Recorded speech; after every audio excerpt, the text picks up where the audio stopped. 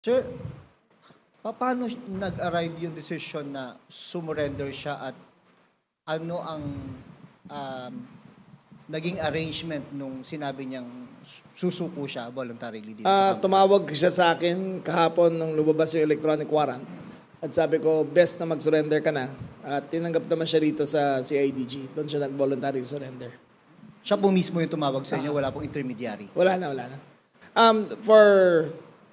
For the record, matagal kami magkasama ni Senator Bong sa Cavite.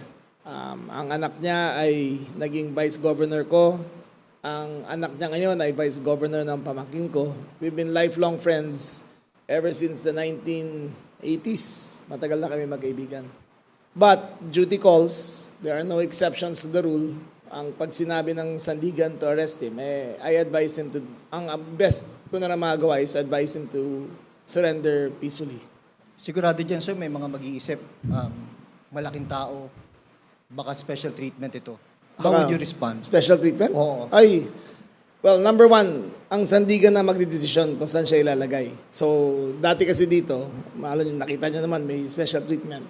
So, yung available facilities ay sinabitan namin sa sandigan. So, I assure you, walang magiging special treatment doon. Nung nakausap ni Chief, si Senator Bong, pwede bang mabigyan kami, sir, ng story? Araw tumatakbo siguro thought process niya, bakit nagtiwala siya na sumuko sa Philippine National Police?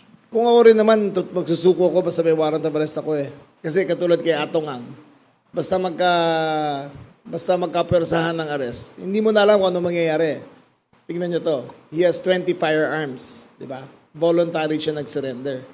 Si Atong Ang, he has 6 firearms. Kinancel namin. Kasi he's, fugitive siya eh. Di ba? So kay Atong Ang, we will deal with him as armed and dangerous. Kay Senator Bong, I advise him pumunta na rito para matapos na ang intriga at walang untoward incidents na mangyayari. Sure, meron kaya siyang siguro request or gustong arrangement? Kaya siya Wala tumulong naman. sa PNP? Wala naman. Siyempre, he seemed, malungkot siya eh. Diba? Pero ang sabi ko na lang, we'll do the best we can.